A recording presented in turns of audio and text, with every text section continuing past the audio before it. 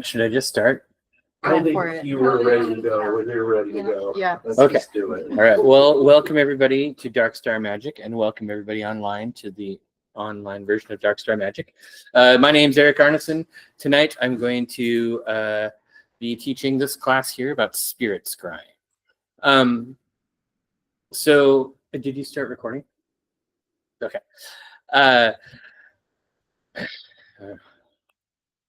All right, so just to introduce me, in case none of you know who I am, I've been sort of a student of the occult since the 1980s, and I've been doing ceremonial magic for about 25 years. I've studied a lot of stuff. I started on Kabbalah pretty early, and then sometime in the early 2000s or maybe the 2010s, I started to get into Renaissance magic. And I started doing spirit scrying probably about 10 years ago, maybe a little more or less. And then I also run the Arnemancy website and the blog and the podcast. So tonight we are going to cover, so spirit scrying is a really big topic. And my expertise is mostly in sort of like the spirit scrying that is attached to, that comes along with sort of like ritual and ceremonial magic. So we're going to talk a little bit about sort of like developing the skills and techniques that go along with scrying and what that means. We're going to talk about the tools, you know, crystal balls, swords, wands, circles, all that kind of stuff. We're going to talk about finding a system that you can work with inside sort of like the collectiveness of spirit scrying. And that'll, you know, sort of sometimes involve like picking a grimoire or picking a particular religion or picking a particular path that involves spirit work. And then we're going to get into building ritual around scrying and how you can do, it's basically, we're going to talk about evocation, like how to evoke spirits and bring them into your scrying medium or your scrying space or whatever that is. And then we're going to talk about what happens once you succeed. So to begin with, though, like the first thing that we need to cover is how different people approach magic, because spirit scrying is part of sort of like the larger umbrella of magic, and different people look at magic in different ways. This has been kind of broken up into what, you know, modern scholars of magic call the models of magic. The first and the one that most people start off with is a psychological model. This is a model that's sort of based in kind of a materialistic worldview, where you sort of look at the material world itself as being the foundation of reality and where reality happens. It's the easiest place to be because it's what we all experience all the time. And in this model of magic, magic usually works through altered states and psychological changes, and it emphasizes symbols as archetypes and sort of like different models of consciousness.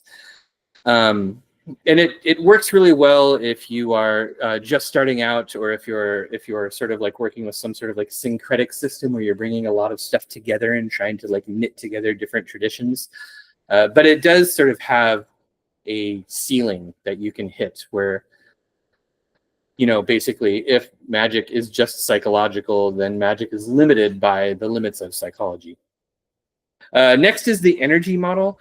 This was something that sort of really started to arise in like the 19th and 20th century, maybe as backlash against the psychological model, but it's sort of the idea, and also definitely it arose sort of like with the emergence of modern physics and modern science, and people wanting to like explain their spiritual experiences using the scientific method and things like that.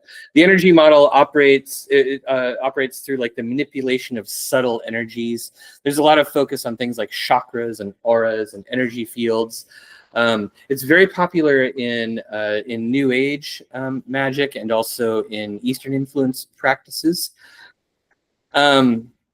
Next is the spirit model, which is a pretty old one, probably goes back further than any of these other ones, and it's sort of states that magic works through interaction with spirits or deities or angels or demons or some sort of like unseeable, untouchable entity. And it also states that like your magical results are achieved through things like petitions and oaths and relationships with spirits. This is really common in traditional witchcraft and a lot of pre-20th century ceremonial magic, although it also has gotten a lot of traction and ground in modern approaches to magic. And then finally, well, penultimately, the information model is one where the universe or reality is sort of viewed as information that can be influenced and changed and worked with. And magic is sort of seen as a manipulation of probability. This one is pretty common amongst chaos magicians, but you'll also see it in a lot of like really modern thinkers like Patrick Dunn, who wrote a really good book about it. And then finally, the meta model is not really a model. It's just sort of where you're like, models of magic, what crap is this? And you just sort of like mush stuff together because, you know, you have your own experiences and want to experience things in your own way.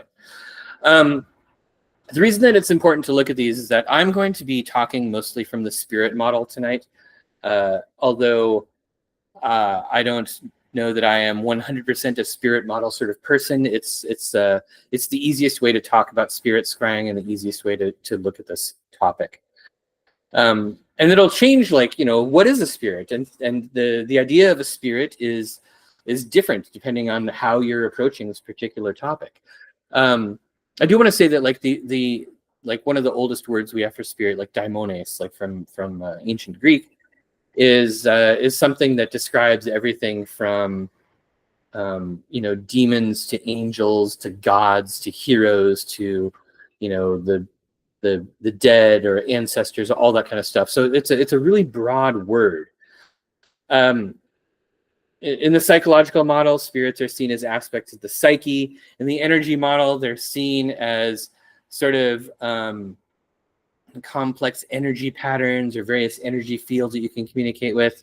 The spirit model tends to look at them as autonomous entities, although even that isn't really, you know, so a lot of examples of the spirit model don't view spirits as things with free will. You know, they have boundaries and set roles and things that they have to fulfill. So you're not talking to something that has the same amount of agency as like a human being. And then in the information model, they are even more sort of viewed as like program-like automata, almost like, you know, strange entities or emergent phenomena that sort of control the way the world works. The big takeaway from this is that we don't really know what spirits are. Like, nobody has really nailed it down and done anything to prove what a spirit is, so that everybody else is like, oh yes, you are absolutely right. A lot of interactions with spirits and a lot of scrying sessions and a lot of experiences in this way are so subjective that even in describing them or even in trying to communicate it to somebody else, it has to filter through your experience so much that that your view of spirits is going to be whatever you started with. So I can't tell you which one of these is right. I will tell you that you'll probably start to get an idea the more you work with them. And I also will tell you that the only way to really be successful at spirit scrying is to be open for your views to change over time based on your experiences.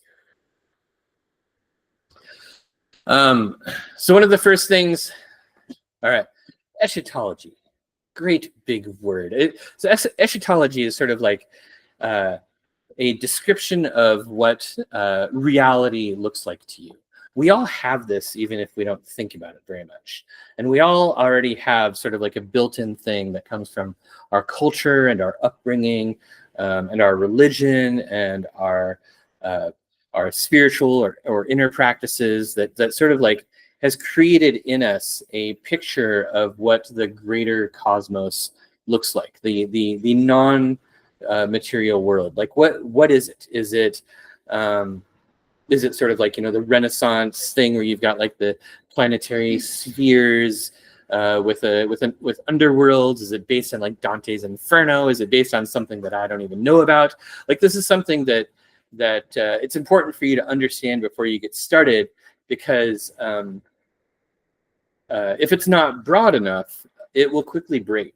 And if you don't understand it, you're basically going to be like a person lost in a foreign city without a mobile phone or the ability to talk to strangers, ask for directions.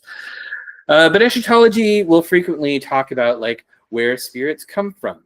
Are spirits arranged in hierarchies? Is there some sort of concept of good and evil that defines what spirits are or how spirits can be? Like, I mean, we live in America, so a lot of people just sort of have a sort of default, really bland Protestant Christian eschatology, which definitely has ideas of good and evil, an idea of like angels and demons.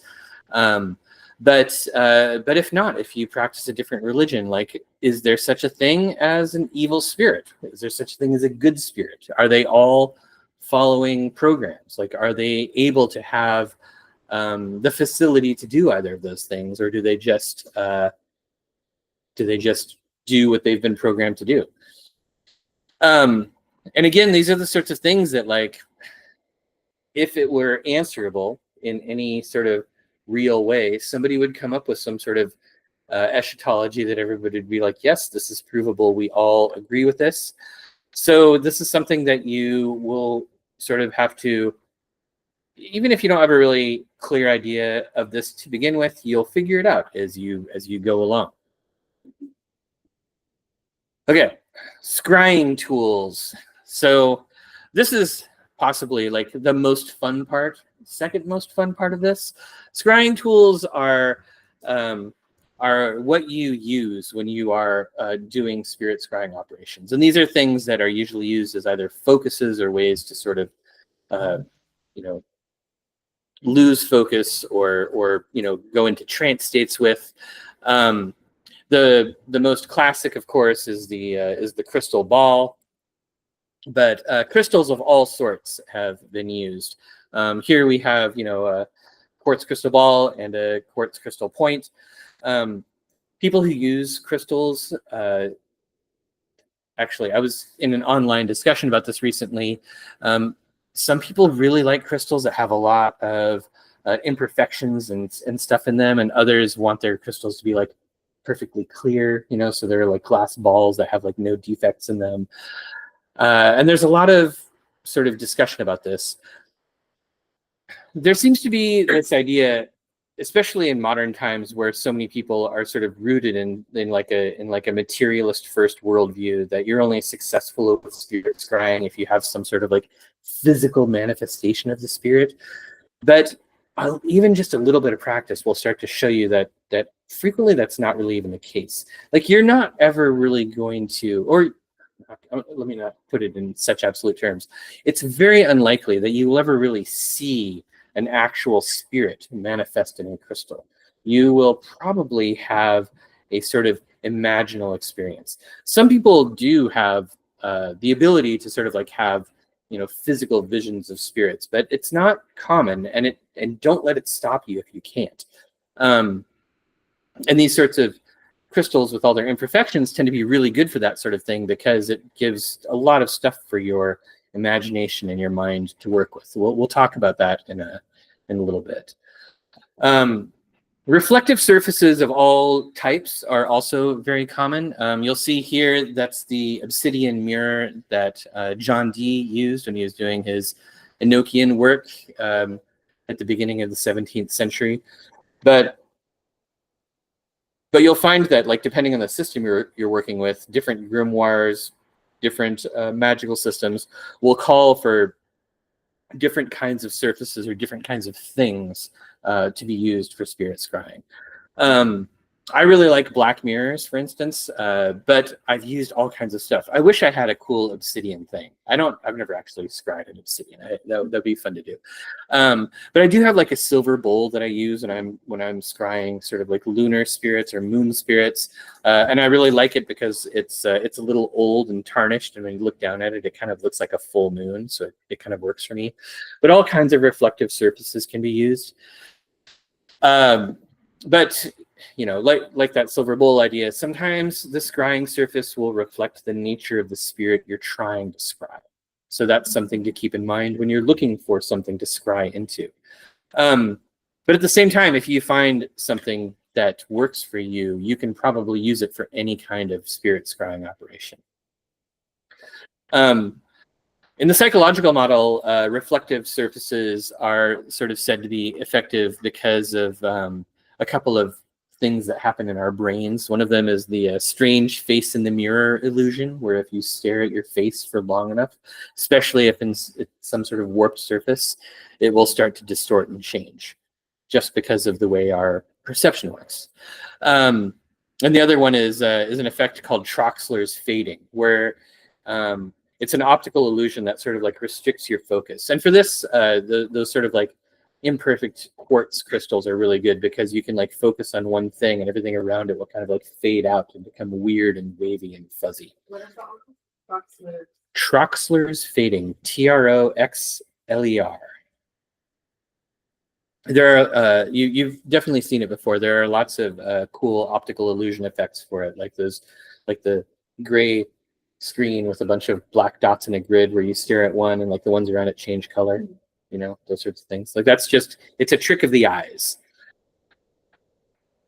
In addition to all of these, there are lots of other methods that have been used to facilitate scrying. One of my favorites is a campfire, which is why I picked a generic picture of a campfire for this slide. Especially as the embers start to die down, like staring into the embers and sort of doing your ritual around a campfire can be very, very effective.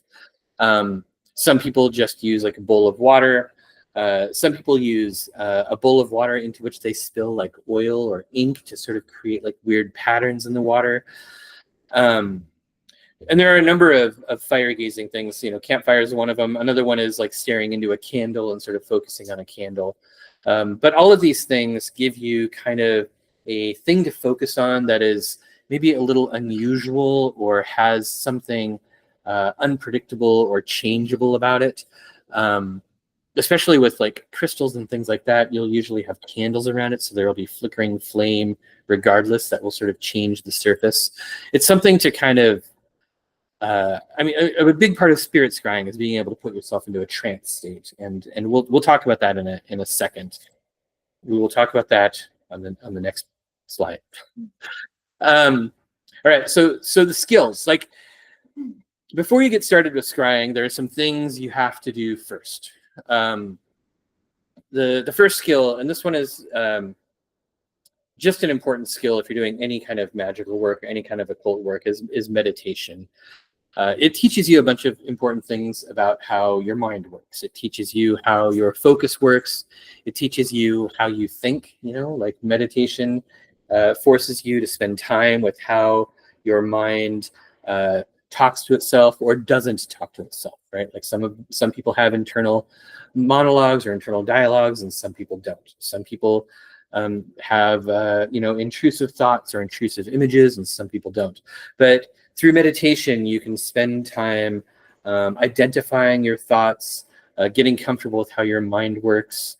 There are a lot of different types of meditation, and the one that I'm thinking of, the one that I would suggest would be something sort of discursive, where you kind of sit and have a conversation with yourself, and not one where you try really hard to like blank your mind and think of nothing. Like the whole thing is sitting quietly with yourself, seeing how your mind works, and being able to observe your own mind.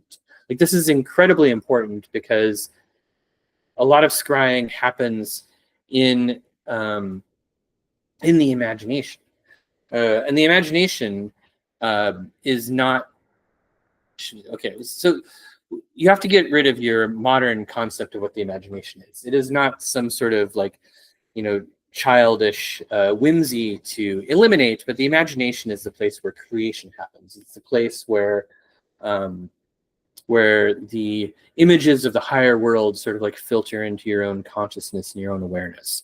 Imagination needs to be seen as both a place where you can create and a place where you can perceive a greater world, something outside of the material.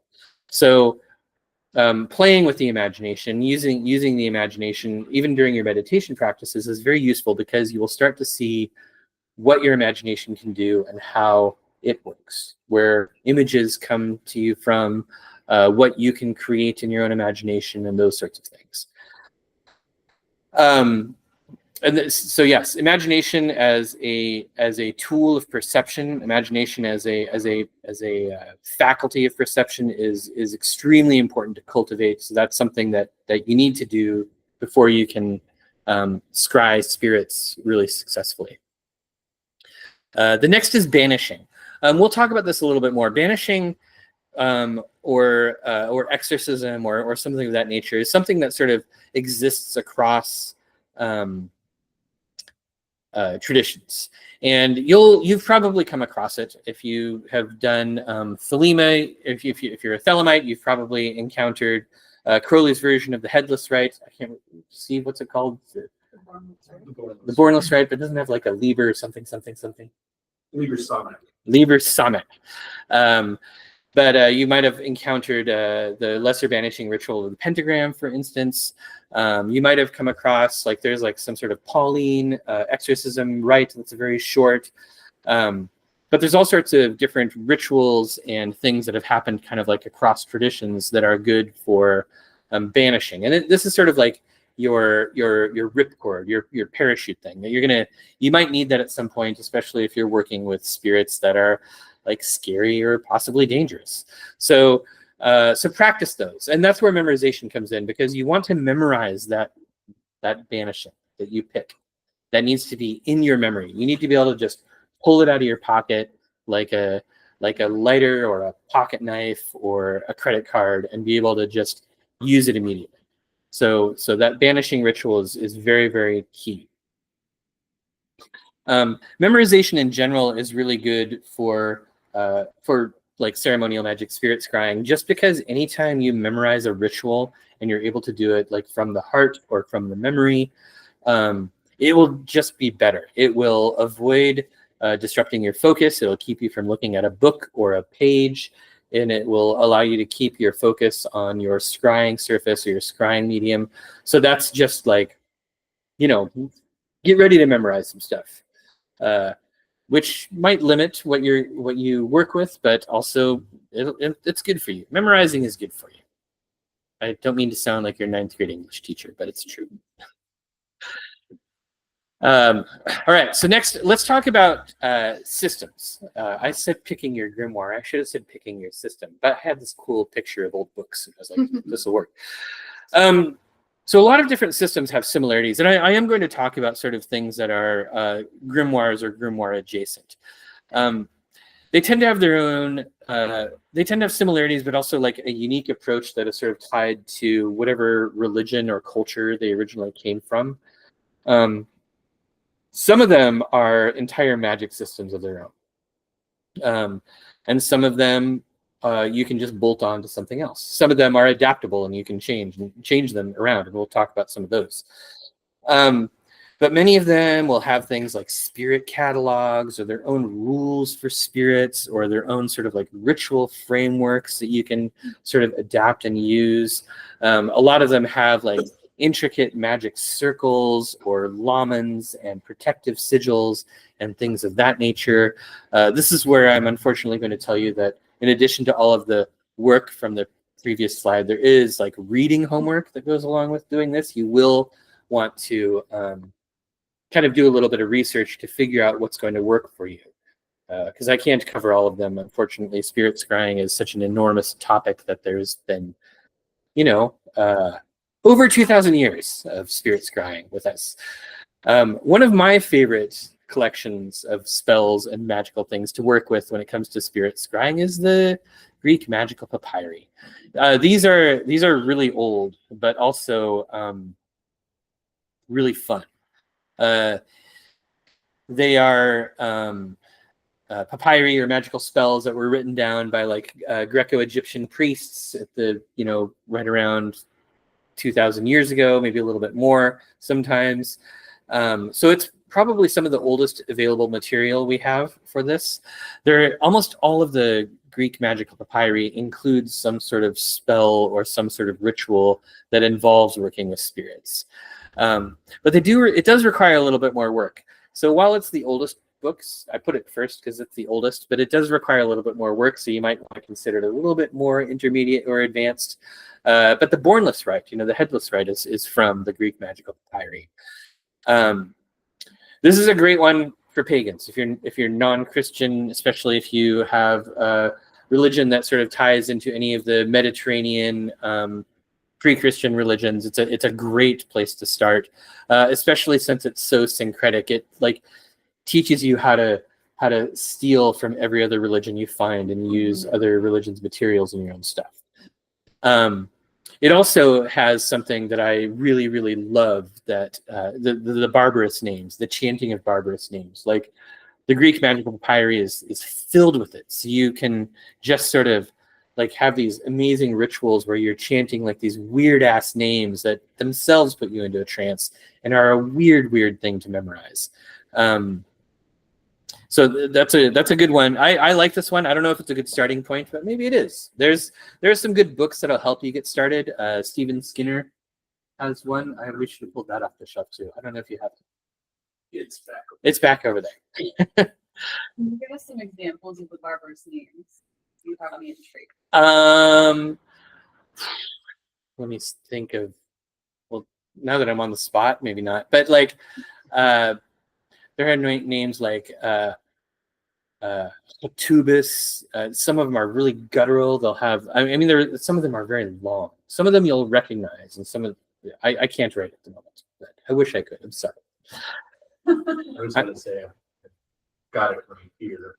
Yeah. I mean, a lot of it, especially in this one, it's very Gnostic. Mm-hmm. There's a lot of vowels. Yes. Like, yeah. You're There's just like, lots of it's vowels. just like a string of letters. Some of them that they've got here, Abeu, which is said to mean thou wanderer, father of all. Ebeu, thou wanderer, spirit of all. And it's Phi Theta Zoe. I mean, it's Greek. It's Greek and Egyptian and older stuff all mixed together. Egyptian, pronounced by non-Egyptian speaking Greeks. Yeah. We did find that out. So you're looking through it, you're like, what is this? And it's really just the Greek people trying to sound out these weird Egyptian names and writing it completely different. I love that because it's almost what we do now as Americans, trying to do the same with them. Yeah. Really cool. Yeah. And some of it is even imported from other places around the Mediterranean. But one of the things that you'll find in the barbarous names, so like there's a Hecate ritual that I actually only perform it a couple times a year, so I don't remember any of the barbarous names except that it's a lot of like really guttural, like you have to spit the names, especially if you're being loud. Like it's just this, but it's fun. Barbarous names, I think, are one of the. I wish that I would have discovered them earlier in life. I would probably be mute by now from all of the guttural words. The Arbitel is yes. The Skinner book. Which Yes. are you referring to? Techniques of Greco-Egyptian Magic. Yeah, it's a really good one, and apparently it's behind the screen. It's in the back. The Arbitel is one of my favorites. It's a 17th century Protestant grimoire. I myself am not a Protestant, but one of the nice things about the Arbitel is it's pretty easy to just sort of like steal stuff from it. The rituals in it are just like dead simple. And I know some of you saw my Arbitel class or were here for my Arbitel class, and so you saw me talking about that. The Arbitel is sort of like a theurgic work. So a lot of the spirit work you do in there is not only benign, but is sort of like designed to sort of like elevate the spirit. And I don't mean that in sort of like a pep rally sort of way, but in like a spiritual sort of ascent kind of way. I find it to be a really easy book to work with. I think it's a really good beginner book. And I think it definitely belongs on your list, just so you can at least see how easy spirit evocation can be, how easy it is to sort of begin the scrying journey. Next is the Ars Goetia. I have not actually worked with Goetic spirits at all. Maybe a little bit, but like not enough to speak on it as any sort of expert. This book, the Ars Goetia itself, came out in the 17th century, but it's based on a lot of older works. This is where you find like Paimon and Asmodeus and all of the famous demon names that you'll see in like pop culture and on people's tattoos and all that kind of stuff. These rituals and the Goetic rituals are extremely complex. They need a lot of props. There's robes, there's shoes, there's magic circles, there's the seal of Solomon there. There's like all these different things, but it's where you have like the 72 Goetic spirits. These spirits can be scryed, and I have seen reports and talked to people who have used other methods of sort of scrying them and seeing them, but I haven't actually worked with them very much. But like Lon Milo Duquette has, and we have one of his books about that right in here, is My Life with the Spirits and his other books. So he's the Goetic stuff is probably worth checking out, especially if you're interested in more thaumaturgic work with spirits, like finding a new house or taking over the world or treasure hunting or that sort of things like that. The Goetic spirits are really good for things that are happening like in the material world. But again, like you're going to be investing in some ritual tools that are going to take some time to put together. And also a lot of the Goetic work, like especially when you're first starting out, it takes a lot of floor space. You need like a circle on the floor. You need like a triangle of art, like all that kind of stuff. We'll talk about that in a little bit. And then another one, this is another one that I really, really love, drawing spirits into crystals. This first showed up in 1804 in the Magus by Francis Barrett. And Francis Barrett claimed that it was from a manuscript written by Trithemius, who was one of Agrippa's teachers. But the manuscript has never been found. It doesn't really seem very Trithemius-ish if you read it and you have any familiarity with the rest of Trithemius. It's fairly simple compared to some systems, and it can be really pared down and really simplified. Sam Block, who runs the Digital Ambler website, has a really great series of articles about drawing spirits into crystals, where he's done his typical thing of like dissecting it and putting it back together. One of the things that's really interesting about drawing spirits into crystals, especially the way a lot of modern magicians use it, is that the system has sort of been inverted so that your scrying surface, your crystal ball or whatever, as you can see here, is inside the magic circle. So the setup that's actually described in Barrett's The Magus, I should have included a picture of it, has sort of like everything vertical. So like there's like a vertical sort of black thing with the magic circle around it and the crystal ball in the middle. But a lot of people do it this way. I actually have a wooden disc very similar to that I use when I use the drawing spirits into crystals method. It was originally used for communicating with angels and archangels, but this is one of those things that people have sort of adapted for use with Goetic spirits. And I haven't myself done that yet, but I know people who have, and they still seem to be fairly sane and not screwed up, so it might work. This is a good one. You can find the text online. It's fairly short. It's got pretty good instructions in it. You can also find like Rufus Opus's book, Seven Spheres, has a version of drawing spirits into crystals that's really good. And you can find these like wooden discs with all the stuff on it on eBay or Etsy really, really easily. So that's a really big plus for it. So it tends to be kind of a really easy way to get started with sort of like especially like communicating with planetary archangels and stuff. Oh yeah, so something about this that I think is really important. So the crystal ball in this is only 2.5 inches across. So you don't need a giant crystal ball like you see tarot readers have in movies. Yeah, you don't need something that big. You can want it? yeah. I mean, I've got a really big one that's purple, and I friggin' love it. But a lot of times I use a really small one. And the small ones tend to be just as effective and take up less space. And also, there's less of a chance that you'll accidentally set your house on fire if the sun hits it. Because they are amazing magnifying glasses. You should never leave a crystal ball uncovered in a room. And not because ghosts are going to get out, but because the sun might get into it. And if that happens, it will focus sunlight into a little pinprick and start a fire.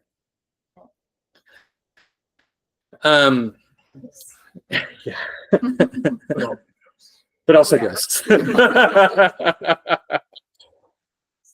All right, so lamans and seals. So I included, this is like a chart of goetic seals here, which I use just because I had a picture. I just wanted to talk about this topic a little bit. This has to do with sort of like the props that you're going to have when you're doing these. The props is the wrong word. The ritual tools that you're going to have when you're doing these. Like a lot of times when you're doing spirit scrying, you're not setting out to just be like, whatever spirit wants to talk to me, come and have a chat. You are trying to focus on something really specific. And this will typically kind of depend on where you are in your journey and what system you're using. Sometimes you'll start with like a very low level kind of like introductory spirit. Like if you're doing planetary spirits, you'll usually start with the moon.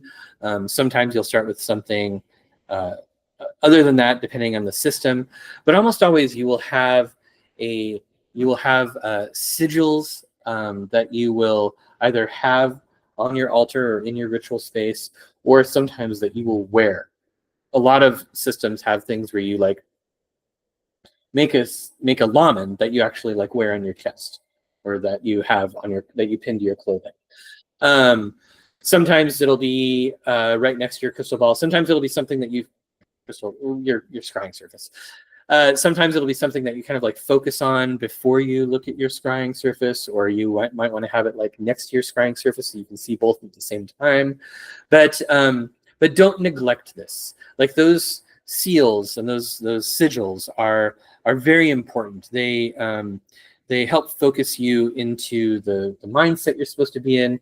They help sort of like guide your imagination into the space that it's supposed to be. It helps open your perceptive powers to the spirit that you're trying to communicate with. Because you have to remember that like these spirits don't exist in the material world typically, and it's just as hard for them to talk to you as it is for you to talk to them. Next is magic circles. So here we have one of the best occult memes that's ever been created. But this is from the Lemegeton, or the Lesser Key of Solomon, the Ars Goetic, where you see the magic circle on the left and the triangle of art on the right. A lot of grimoires include magic circles, and they typically take like tons of floor space, like they or outdoor space, depending on what you're looking at. And they're fairly impractical, and they take a lot of work, and they turn spirit scrying from like something you do on a Sunday morning into something you do over like a 3-day weekend. But it turns out that like it's super possible that not a lot of magicians in the past really used magic circles the way they were described in the grimoires. Jake Stratton Kent, who you should definitely check out if you're interested in this topic. He's got this passage from Scott's Discovery of Witchcraft that he like quotes in every single book of his, where he's like, "Oh yes, many magicians just did magic circles in their imagination." And then he describes a method for it. But basically, like magic circles, like if you're just starting out, maybe find a way to use a magic circle, even if it's sort of adapting just drawing spirits into crystals to goetic work, where the magic circle is around the crystal ball. But But you can also get like pre-printed magic circles off of Etsy. There are lots of people who are putting them on these like big vinyl tarps that you put on your floor and stuff. So that can be really good. If you really want to, creep out everybody else who will ever be in that room again, you can like write it on the floor in a Sharpie, I suppose. Surround yourself with lots of candles and try not to burn the house down. But the imaginal magic circle is very potent, and if you spend time, with working with your meditation and your imagination and all that kind of stuff, and with your memory work, you can build a fairly strong and fairly good magic circle. And if you have your banishing rituals and your exorcism rituals ready and at hand, you're going to be in good shape. You don't necessarily need to draw a circle on the floor, but you do need to consecrate your space. So that's important, right? When you open your ritual space, sprinkle holy water, burn incense, and walk around in a circle, do invocations and prayers, and call up your protective spirits or whatever. Like, I'm not saying that like don't protect your ritual space, but you might not need to put a circle on the floor.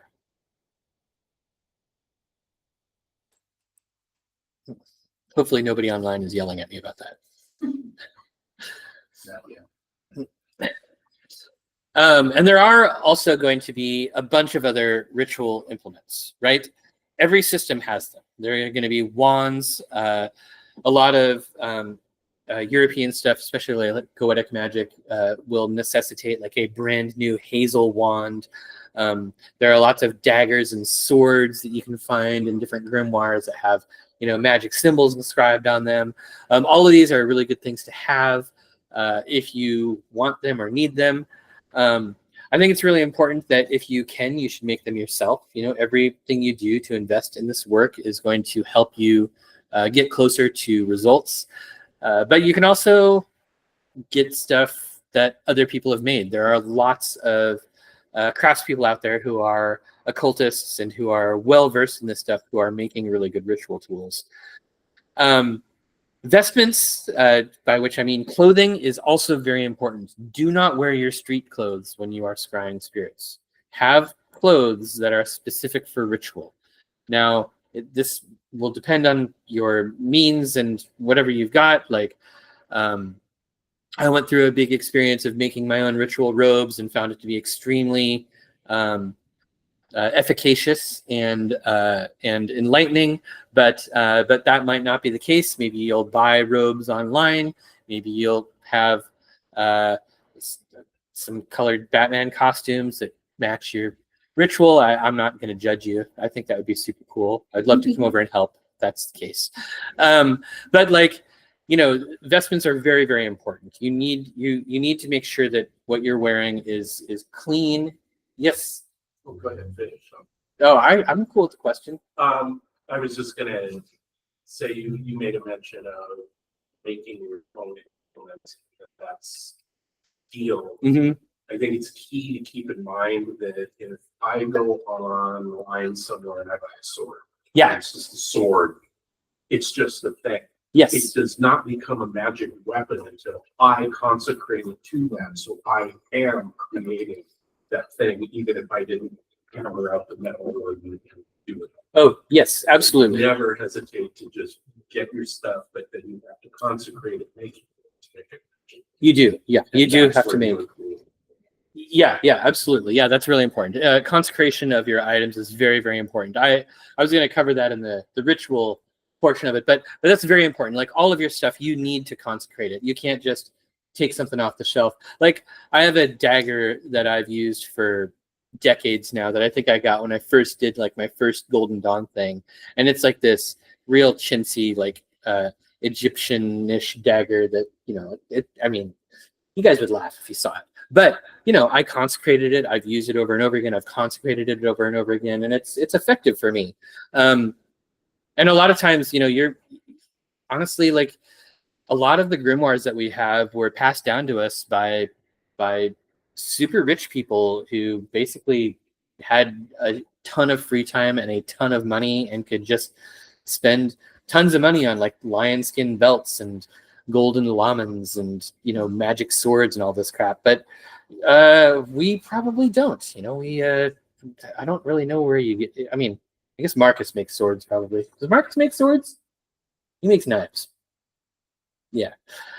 Troll Cunning Forge. I will do a call out. If you look up Troll Cunning Forged, they are located out of Washington and make a lot of cool ritual implements that are handmade. All right, the next thing to pay attention to is correspondences. Now, this is something that, depending on the system you're working with, this will be different. But almost always, the system will have something having to do with creating a microcosm in your ritual space that matches the part of the macrocosm that you're trying to contact. And this is going to be a lot of colors. It'll be different types of incense. It'll be symbols like the sigils and lamans that we talked about before.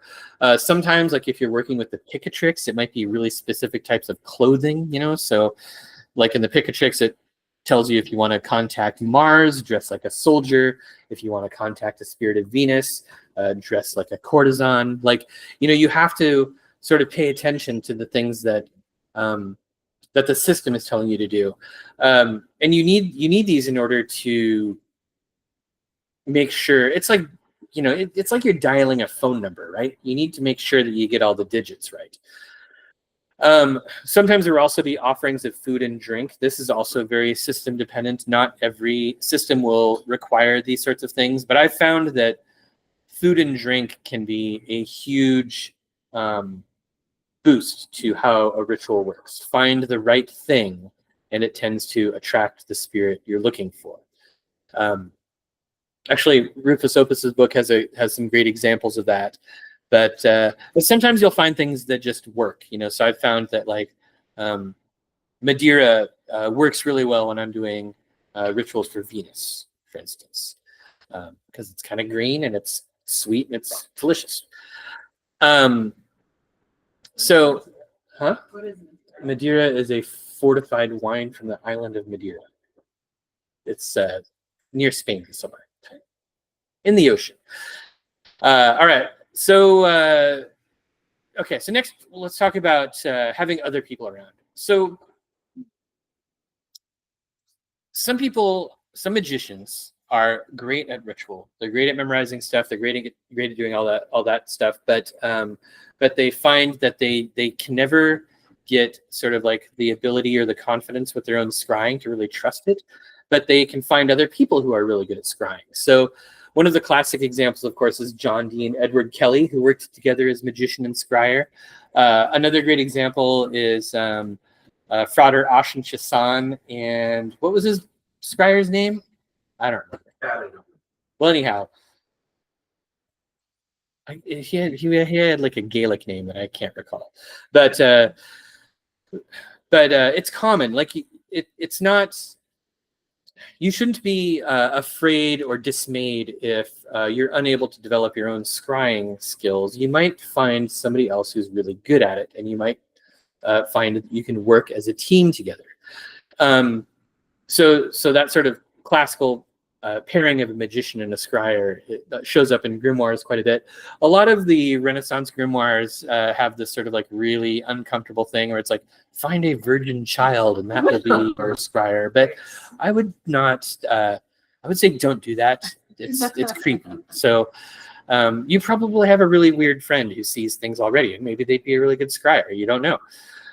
Another one is sort of like the idea of having like a teacher and pupils. If you've ever watched Poke Runyon's videos about working with the Goetia, which are just really, really fun to watch because Poke Runyon has one of like the most amazing voices ever, and he's like a very, very strange character. And he's got this temple down in like LA where they do goetic rituals, and he's always got like his students sort of running around helping with everything.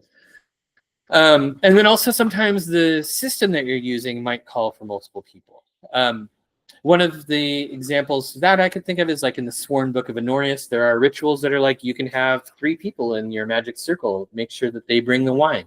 But But it's not necessarily always one person working on their own. Scrying can happen with the team, and you might sometimes have one scryer, multiple scryers. It really kind of depends. And in fact, the Sworn Book of Honorius kind of indicates that you can have onlookers who might not even be magicians or just showing up to watch. But the important part is, if you're doing that, the ritual might need to be adjusted. Especially if you've got onlookers, you might need an actual circle on the floor. Like, make a magic circle, make sure that they sit inside it or stand inside of it. So if you are working with a team, get ready to make allowances, but also don't be ashamed. Like, many, many amazing magicians work with scryers. There's nothing wrong with it.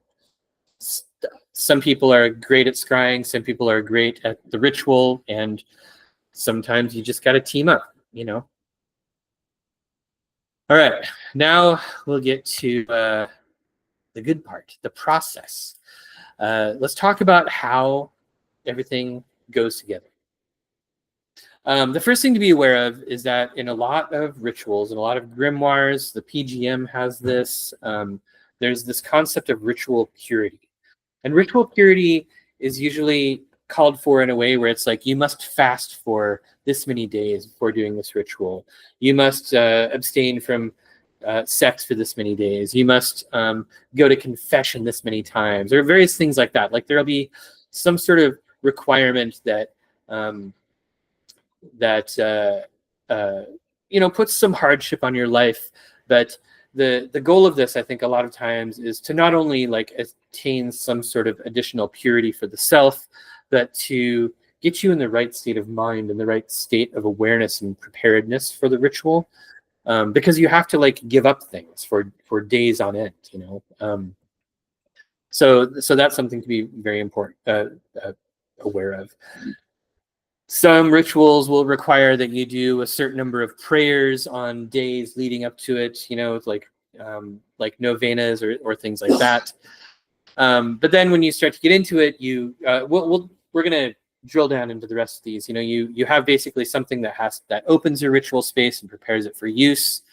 You have the initial contact with the spirit, which can be something that you may fail at for the first few tries, or sometimes takes a very, very long time. And then what to do once contact is made, and then how to close everything down. So we talked about this a little bit before, how important it is to have some sort of banishing or exorcism ritual ready.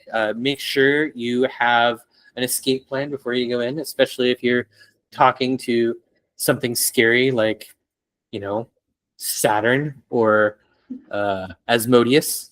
So you want to be ready to be able to close everything down. So have stuff ready for that. Your banishing ritual, some holy water, some whatever, a way to destroy the magic circle, something of that nature. Another thing that will happen is, especially as you go along with spirit scrying and you work with more and more spirits, is that you might come across or you might build relationships with spirits who can be allies and guardians. So sometimes during your initial work, you will call on them and have them ready.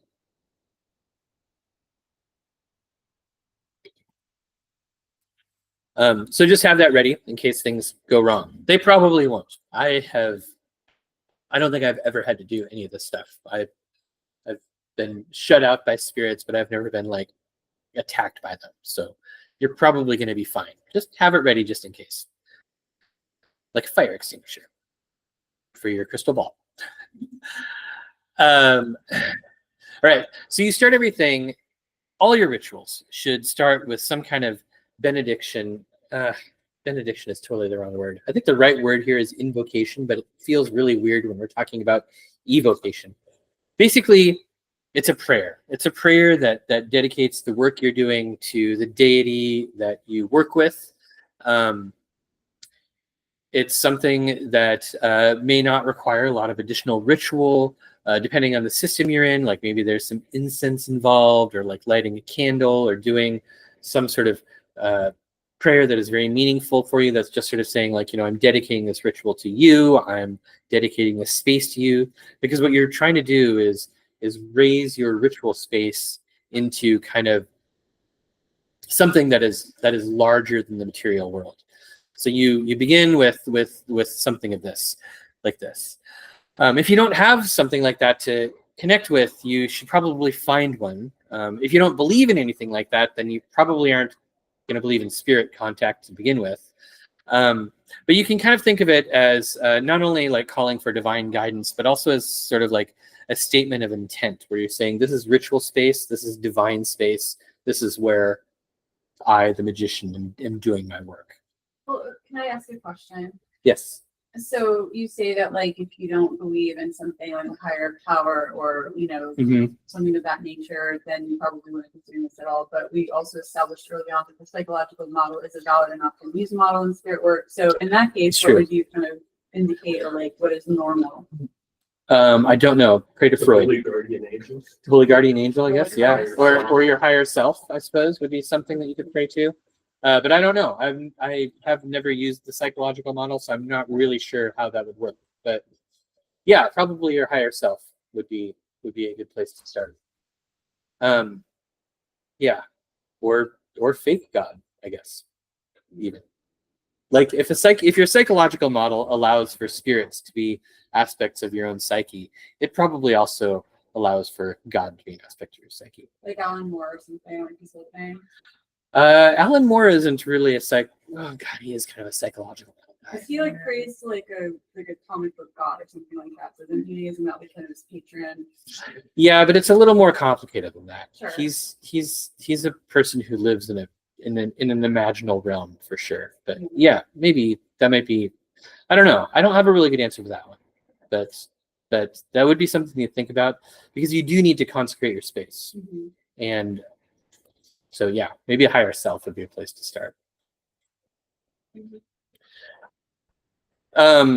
Once you have your space all consecrated, so when you're doing this sort of like introductory opening of your space, this can also involve sort of like the calling of like guardian spirits. I think I might have totally forgotten the slide about this, but because I know what the next slide is.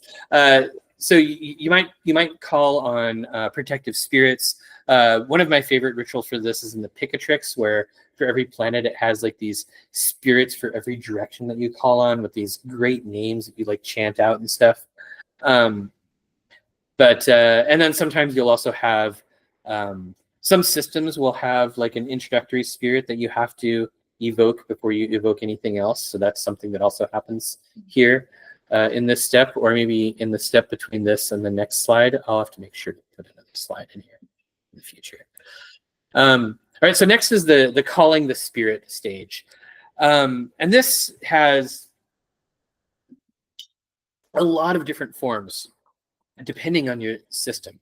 So one of the things that you'll see happen in the PGM that is really, really delightful is you will sort of like stand up in your ritual space and you'll say like, I am Apollo and I call upon these spirits, or I am Moses and I'm summoning these spirits, where you assume a role, or I guess the Golden Dawn would probably call it like assuming a god form, but it's not really described that way in the PGM.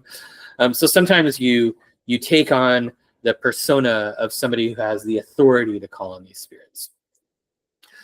Sometimes what you'll do is you'll deal with hierarchies. So you'll, like the Goetia has this a lot, where you have to like call on, a king and then a duke, and then like you have like a whole series of spirits you call on to get to things.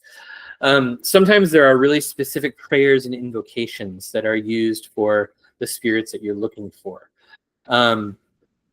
In the PGM, again, you have like the barbarous names that you'll chant, and then repetition tends to be very, very important, because a lot of the things that you're doing during the calling of the spirits stage is sort of like putting yourself into a trance state, right? You have your scrying surface in front of you, whether it's a crystal ball or an obsidian thing or a black mirror, and you are gazing into it while you're doing all of these ritual things, and there's sort of like an element of like putting yourself into a trance. The feeling of like actually having a success here is a weird one, and can be very like nebulous. Like you have to really you have to sort of get into this mindset where you forget about doubt, where you kind of like forget the fact that you're like wearing funny clothing and maybe a really stupid hat, and that you're burning a lot of candles and standing in a circle that you've drawn on the floor, and you're chanting really weird names over and over again, and the neighbors are probably like, should we call the cops? And you're going through this whole thing with that is like ridiculous to watch, right? Like you're not doing a normal activity. You're doing something very, very unusual. So a lot of the repetition like helps you sort of lose the self-consciousness, get into sort of like what you're doing, and then sometimes you'll notice that there's something else there. It might take a few tries. I will not say that it is easy to get to that spot, especially if you have never put yourself into a trance before, but it takes a little bit of work. So spirit contact, like as I was saying before, people will experience in different ways, but a lot of times, especially for most people, it's going to be something that happens in sort of like an imaginal or almost like unseen realm. You're not necessarily going to see something with your eyes or hear something with your ears, but you will still sort of like see and hear something with your inner sense.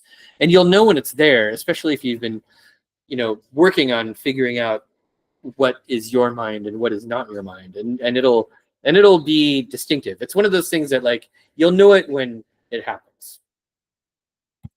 But that's just the beginning. That's just like the door opening, because you don't necessarily know who's at the door at first. You have to learn how to make sure that the spirit that you've made contact with is the spirit that you intended to make contact with. If you have done the ritual well, and you have like a really good set of correspondences, and you've got like the right incense and colors and all that kind of stuff, and the right sigil and the right seal, you're probably going to contact that spirit, but you have to test them. So the first thing you do is you ask the spirit its name and its office, right? So every spirit will be like, it'll be like the Olympic spirit of Mars shows up. He's like, oh, I'm Phaleg, the Olympic spirit of Mars. And you're like, how do I know this? Like, you have to test them. So the test is also going to depend on the system you're in. Like, what is something that a spirit could never lie about? This is where Christian magicians kind of have a really easy time, where they can just ask the spirit to like pray in the name of Jesus, and the spirit will either be able to do that, in which case it's telling the truth, or it won't be able to, in which case it's probably lying. If you're working with the PGM, the EIO name that Steve mentioned earlier is a really good one. You can ask them to chant that name. It is akin to kind of like the tetragrammaton, like the holiest name of the divine, and a spirit who's lying will not be able to do that. But you need to have that truth test figured out ahead of time, like when you're going into it. Like, how are you going to make sure that what you're talking to is really what you're talking to? So we're looking to Goetia. Like, I know a lot of that's kind of based around like Abrahamic traditions and Christianity. So like, if the truth test is asking the spirit to pray in the name of Jesus, are Goetic spirits able to do that? Because aren't they supposed to be Desi and Zakel? I think that they can swear in the name of Jesus that they are who they say they are. Okay. I think that's kind of what you asked them to do. Okay. But so they have to be able to take an oath that they are who they say they are. Okay. So you have to, and then once you know that the spirit you're talking to is the spirit you are trying to talk to, or at least an agent of the spirit you're trying to talk to, then you can kind of start to build a little bit of a relationship. So for instance, like some systems like the Arbitel, the spirit that you contact is going to have a unique name and sigil that is just for you. And so you get that from it. Other times you'll have to do a little bit of exploration. Like, what is this spirit? What are they capable of doing? What do they have available for you to work with? What are they available to talk about or discuss? And you also can do things like, if you have had a really good connection with the spirit, or if you feel like there's a good connection, you can demand that the spirit give you a way to contact it again more easily or more quickly. Sometimes that works and sometimes it doesn't. Sometimes it'll be something that like it like breaks the rules of the system, so it'll help you contact them more easily. Sometimes it involves like putting something into a book of spirits, which we'll talk about in a little bit, which allows you to contact them just from having the book of spirits. So that's again going to depend on the system and the spirit you're contacting. It's really going to be, you'll have to look deeper into the system you're working with to see how that can work, or just experiment. And then once you have this contact and once you have this interrogation happening, there are things you can do. So, like the spirit model of magic is sort of like, spirits are how all magic stuff works. It's how you pay rent and ascend to the heavens and all that good stuff. Spirits are used for all kinds of like thaumaturgical stuff, like treasure hunting, winning wars, winning elections, winning jury trials, like all that kind of stuff that you would normally use magic for. They also are good for introducing you to other spirits, like that's something that can happen. Some systems, like I think the Goetic spirits in particular, have things where you make like sort of pacts and oaths with spirits. There's spirit binding rituals. There are all these things that you want to sort of figure out ahead of time what you're going to be doing, but these are all sort of like what you're using the spirit for. Treasure hunting spirits, for instance, like you're probably going to do that ritual and immediately like set out with your shovel to go find some really cool treasure. Maybe start a religion and move to Utah. Who knows? Almost all spirits will have things where, planetary spirits in particular are really good for petitions, where you might just have sort of like this flowery prayer that you've written, where you're like, oh, amazing spirit of Saturn, I really wish that I was depressed all the time. Please, do all these things, and I'll make sure that I give you lead bars every Sunday or something like that. But petitions and offerings, like spirits sometimes will ask for things, especially if you're building an ongoing relationship. So, like there are spirits who really like oranges, so you might have an altar set up for them where you leave them oranges. Venus seems to really like wine that even isn't Madeira, so you leave some wine on your Venus altar. So a lot of times you'll sort of make deals with spirits as part of a magical working, where you're kind of like, if you help me do this, I will do this. And sometimes it's even things like, if you help me get this job, I will give $1,000 to this charity. If you help me do this, I will, write a poem in your name or paint a picture for you or something of that nature.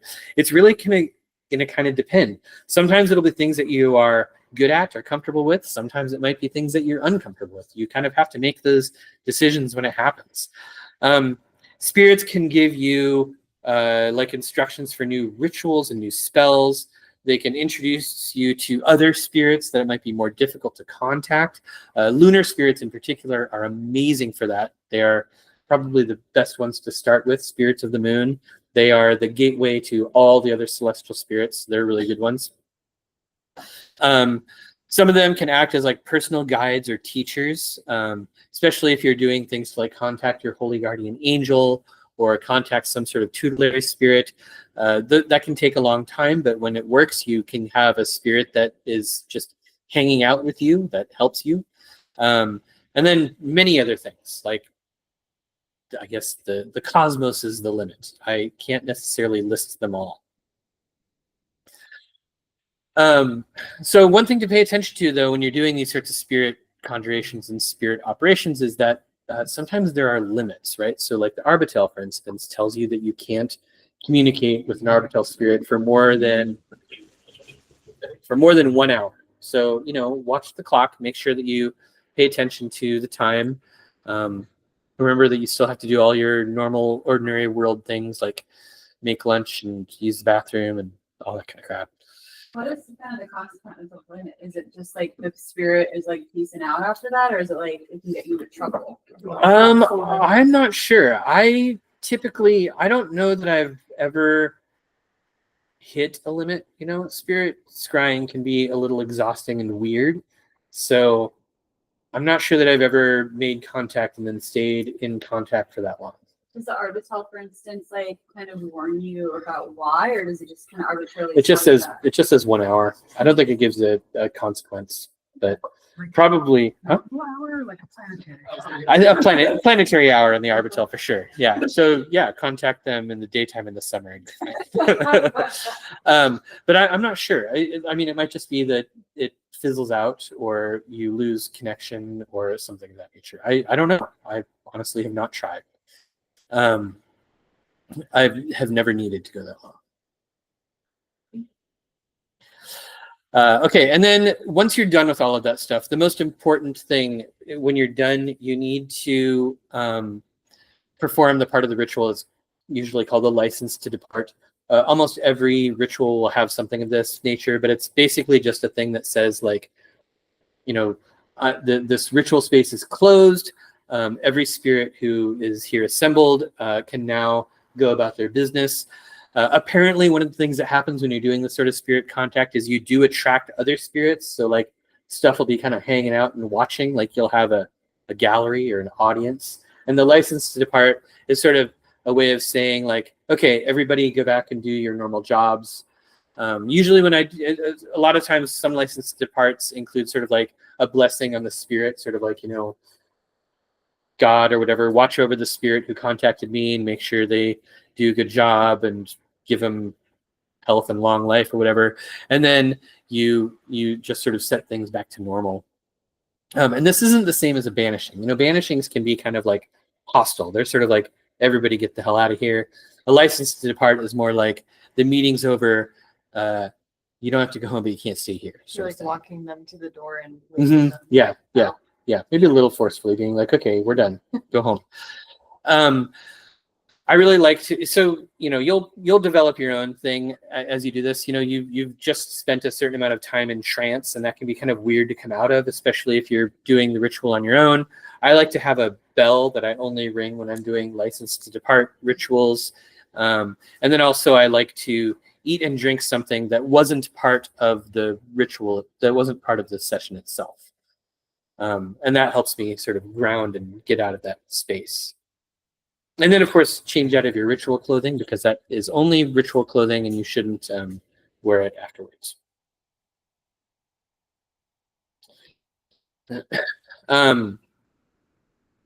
And then like ongoing, like maintaining relationships with spirits is something that will also change depending on the system you're working with.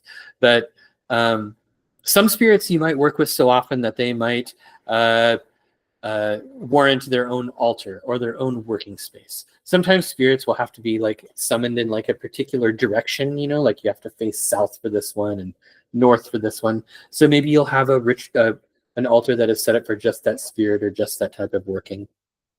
Some spirits want you to maintain your relationship with them with regular offerings. This happens a lot, especially in pagan religions or pagan sort of spirit work, where you'll have a spirit or a deity that sort of becomes your like tutelary deity or your chosen deity, and you'll have a ritual in your an altar in your space that you'll always keep with fresh offerings. There usually be like a time of the month when that needs to be replaced. The Liber Spiritum, one of the best descriptions of how to create a Liber Spiritum is in the 4th book of Occult Philosophy, which I think is this one right here. And this is, the description in the 4th book of Occult Philosophy is pretty complicated, but a Liber Spiritum is basically like a book that you keep logs of your spirit contact in. You'll keep your pacts and your oaths and your sigils and stuff in there. That's something that you're probably going to want to keep really secret. Don't show it to people. Like, that's yours. Nobody needs to know what it looks like. It can be a Hello Kitty notebook. I don't care. But it's yours and it's private. It's just between you and the spirits. Talismans are a really good way to maintain relationships with spirits, because sometimes you will have a spirit that is tied to a talisman, especially if you're doing astrological magic. Astrological magic can involve a lot of spirit work, and the creation of talismans and the tying of talismans to spirits of particular times and places and elections is very common in astrological magic. Question about like you just talking about your experiences with people and Uh-huh. talking about experiences like that or things like that. Is it better to just kind of keep yourself, or I'm just thinking about it. Well, you're going to sound like a lunatic if you talk to just anybody about it. I'm kind of more wondering if it just like sort of breaks the spell, or it kind of makes like the spirits a little bit turned off by that. It's gonna really depend. Like I was saying earlier, some spirit work works better in groups. Some spirit work, like the Arbitel, for instance, everything in the Arbitel is very private. So like the work that you do with the spirits, the names you get, the sigils you get, like all of it is private. You're never supposed to share it. Other times, like it really kind of depends. Like maybe you'll have trusted people that you can talk about it with, but you don't always like give away all the specifics or all the details. One of the really weird things about spirit work is it tends to be super subjective. So your experience might not match what other people have. But you can certainly get on Facebook, for instance, and find like people talking about their experiences with archangels and sharing pictures of candle smoke. They're like, look, you can see the angel in the smoke and stuff like that. I would say that you should, listen to the words of Trithemius, who wrote a letter to Agrippa where he said, feed hay to oxen and sugar to parrots only. So just be cautious, There are, however, some spirits that will want you to Oh, yeah. glorify their name and tell everyone how amazing and wonderful they are. Mhm. And that's what gains favor.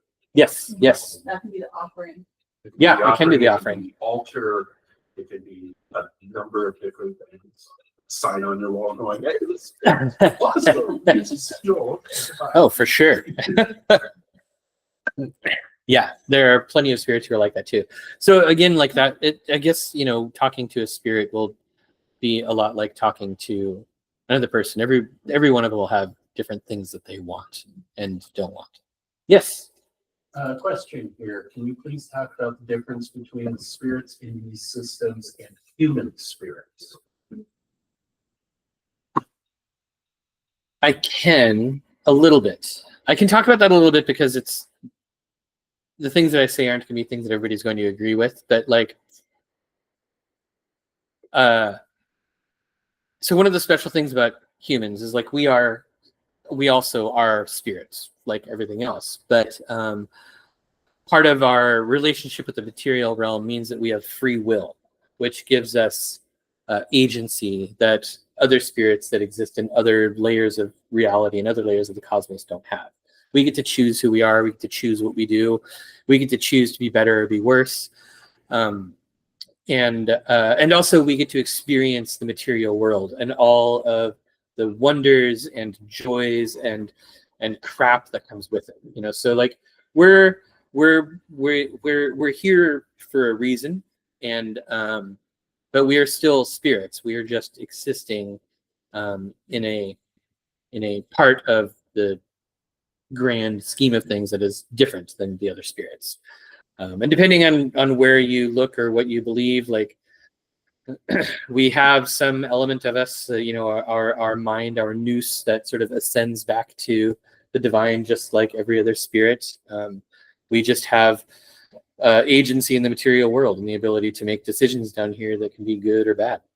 So I had heard that essentially if you're trying to contact with the spirit of a loved one, it's not their spirit because it's already ascended. It's really more like a portion of their energy that is kind of stuck on you.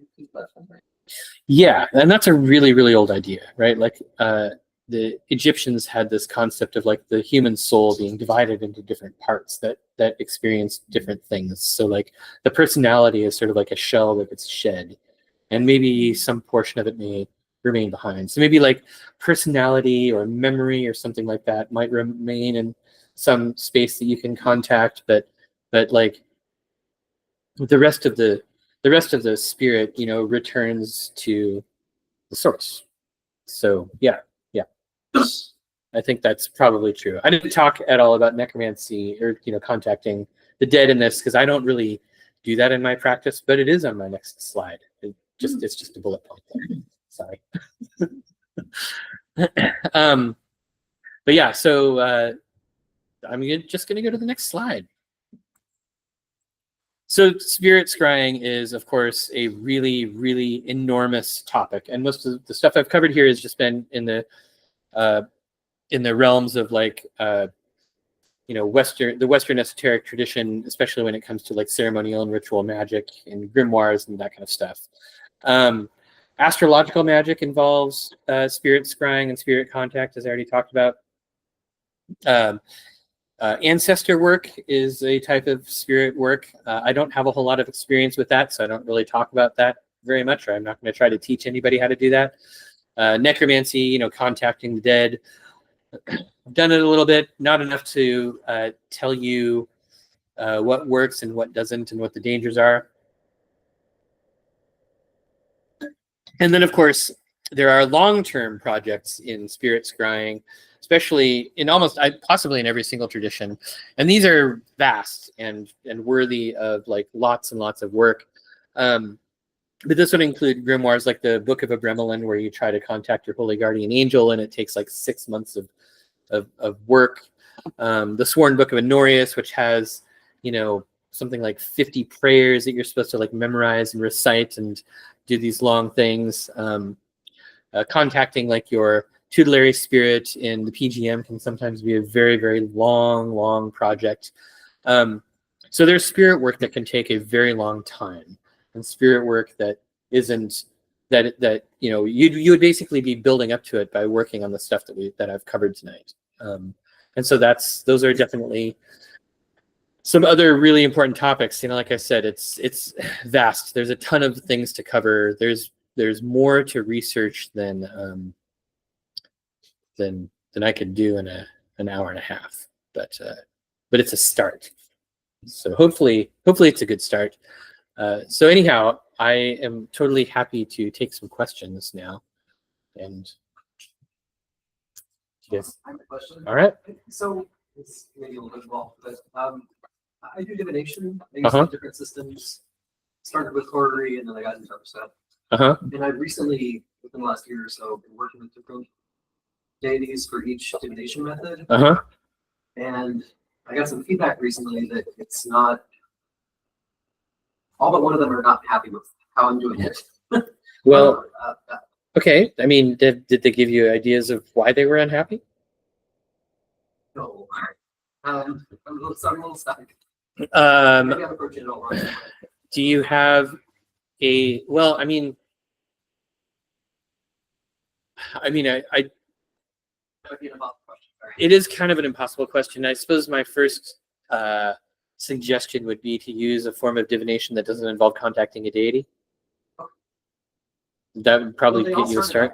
And then I decided maybe I should, but I won't. Oh, then maybe back off a little bit. Yeah, that's what I would suggest. Yeah. Anybody else? Was it too much? Do you ever use scrying outside of a ritual system? Yeah, I suppose so. Outside of it, yeah. I mean, all of these were very formalized. They were, but they're beginnings, right? So, like, once you build relationships with spirits, especially like if you have spirits that are tied to talismans or tied to specific things or tied to specific other stuff, you can usually find ways to contact them without elaborate ritual. Yeah, but this is how you start that. And I've done some other forms of scrying that were in other types of systems, like seance type stuff or like Ouija board sort of things, or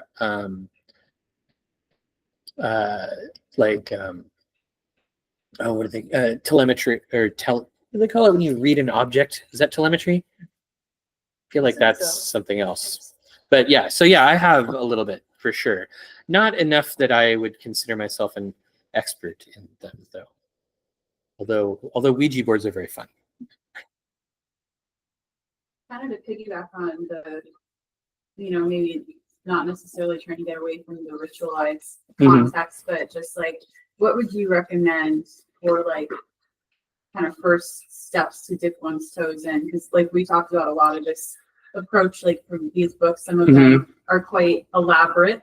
And maybe like if someone didn't want to like start investing in tools, etc., so early, like how to start off. Two choices there.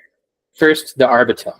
It's a really, really, really easy, simple system. Great way to get started.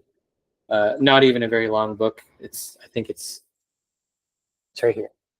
And then the second one would be Seven Spheres by Rufus Opus. It's a very easy system, great way to get started. It's contacting like good spirits, so they won't be scary.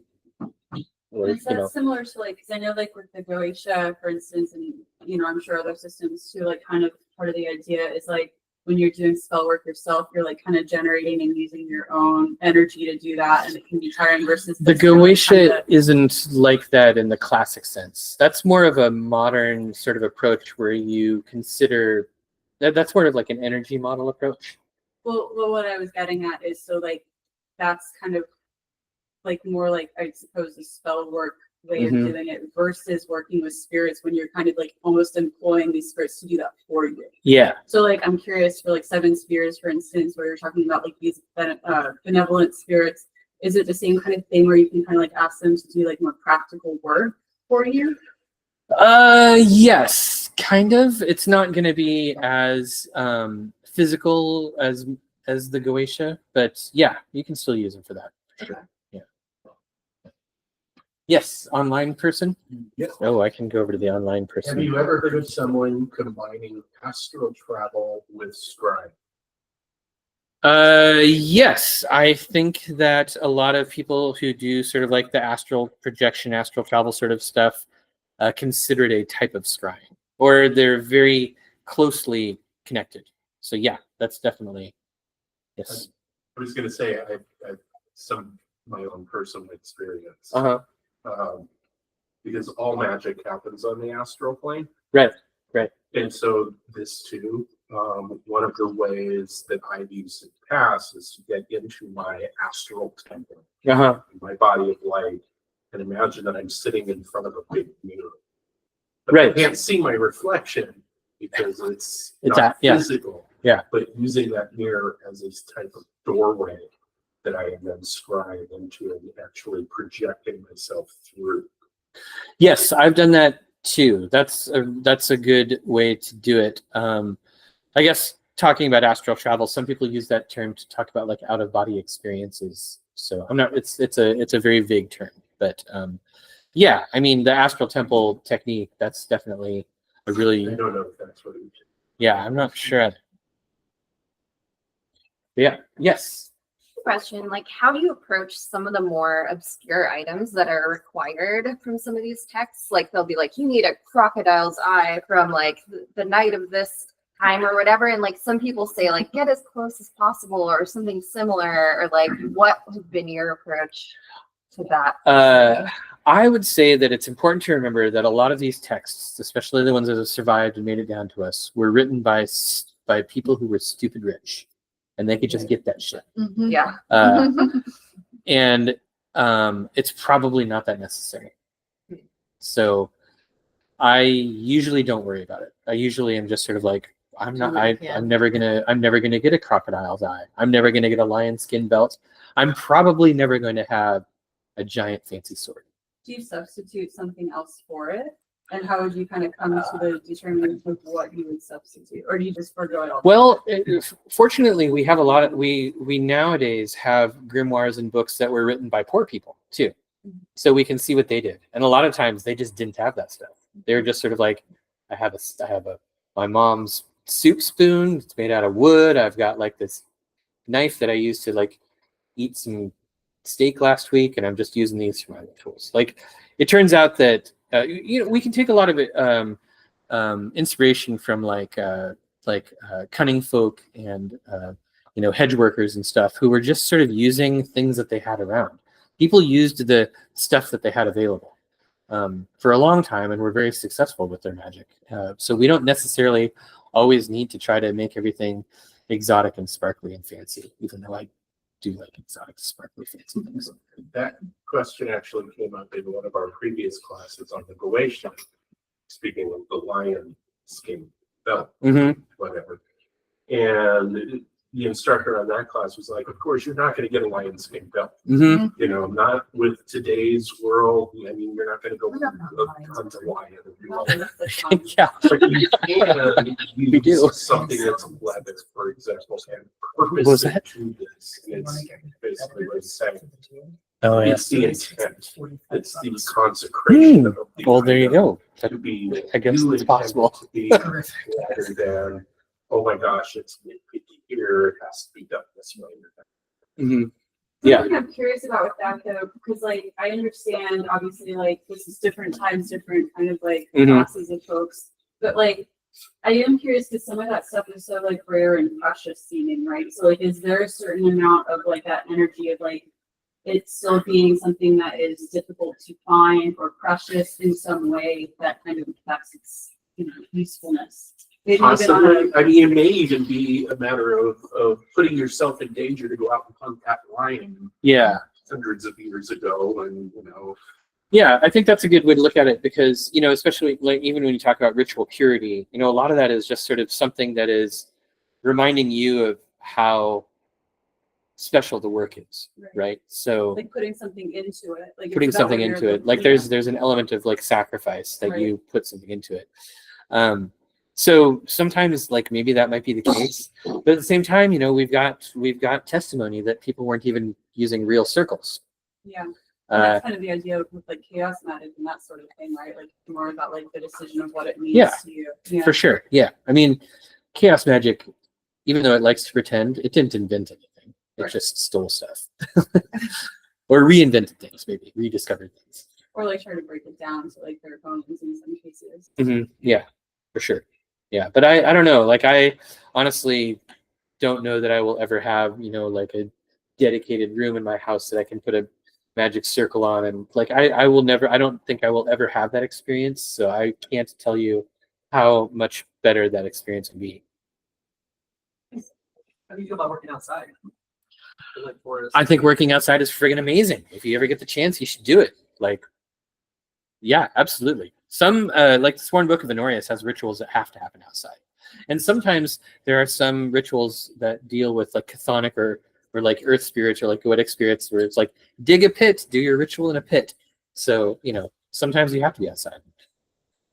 Yes. Oh, Nick. Nick says, I'm aware of one argument that the lion skin belt is lion-like in the sense for being solar and royal. So the skin of a heart That's a deer. has a similar correspondences. That's concepts. Okay, yeah, so sometimes there are substitutions, but also if it's solar and royal, like maybe you could use a purple sash, since purple is a royal color. Maybe you can use something gold or something like that too. Yeah, okay, that's a good point, Nick. That goes back to the correspondences too, right? It does, it goes back to the correspondences. Like, yeah, I mean, I guess that's true. Nick, that's a good point. Nick, thank you. Nick's online. Yeah, like the correspondences are very important. So sometimes if you can figure out those kind of correspondences, then you can make worthwhile substitutions for sure. Yeah. Yeah. Anything else? You want to turn the lights on? I guess we don't need to look. There is one thing I would add that just from my own experience Sorry. of scrying Yeah. is that everybody doing this is going to come up against imposter syndrome. Oh, yeah. You're going to have a scry where you have this vision and finish up and you're like, nah, I made that up. Nah, it just came out of my head. Yes. That's kind of an error and will lead you astray. And I was just looking through, I swear I just read this. It's probably in Liber of Paul Lester, where Crowley is saying, he's pointing out that your will has brought you to this scribe. You are there because you are willing this. It comes through your brain. It is going to have certain connotations that are going to make you think it's possible. I also know that from scrying most of the 38ers with a partner, that she, for the first 10, was absolutely certain she was just making this up. This wasn't real. And then she saw something like, nope, I am not making it. There's no way I could have come up with that. And that's where it clicked for her, and she began to relax. And when she relaxed and just let this energy flow, it just didn't happen. And that's where the vision really got juicy. Yeah. So just know everything comes through you. It comes through your understanding of the world, but that's not that. Yes, for sure. Yeah, I think that's super important to keep in mind. Yeah. I'm sure it's like too, intro, but the big less common minds. So the more you read, you are able to like imagine more about these things. You use your imagination to figure out what they are. Also have bigger things to like pull from in your head. And they will speak to you in your own language. I mean, we were doing the Nokian workings, and they would speak to her with runic symbolism because that's what she did. You know, she didn't know anything about the Nokian stuff. I mean, it's just a mystery. So it was really interesting to see her visions align with the Enochian system, even though she didn't know it, that they were also speaking to her. One of the best books that describes that sort of stuff is Frater Ashen-Chisan's Gateway Through Light and Shadow. That thing is incredible. Like it's so Ashen-Chisan and his scryer sort of work through Brian, but he has like a cool magic name in there. I can't remember. But they work through like a ton of different systems and scry all these different spirits, and it talks about like the rituals they did, the processes they went through, the instructions they were given by the spirits, the experiences they have. And the thing that's really interesting is so Ashen-Chisan is using like all of these grimoire techniques, but his scryer is like this like Gaelic Reconstructionist druid guy who's like, I don't know any of this stuff. And so it talks about all those experiences. It's a pretty incredible journey. I got a copy of that, and I think I just sort of plowed through it, which is impressive. It's a big book. So yeah, I think that's everything. Cool, because that was a lot of talking. Well, thank you, online people. Thank you, Darkstar Magic. Thank you, people in the real world. I'm glad. Hope you got stuff out of it. I'm glad you did that.